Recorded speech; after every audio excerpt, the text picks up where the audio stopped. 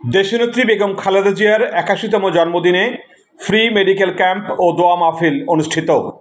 বিএনপির চেয়ারপারসন, তিনবারের সাবেক প্রধানমন্ত্রী দেশনেত্রী বেগম খালেদা জিয়ার ৮১তম জন্মদিন উপলক্ষে ঢাকা ৭ আসনের বেগম খালেদা জিয়ার সুস্বাস্থ্য ও দীর্ঘায়ু কামনায় ফ্রি মেডিকেল ক্যাম্প দোয়া মিলাদ মাহফিলের আয়োজন করা হয়।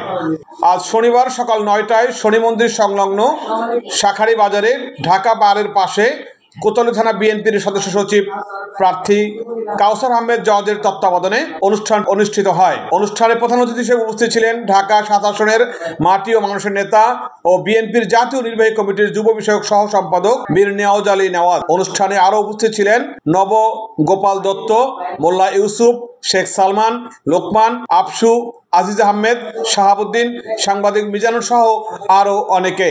আমাদের প্রতিনিধি মিজানুর রহমানের পাঠানো তথ্যচিত্রে একটি ডেস্ক রিপোর্ট।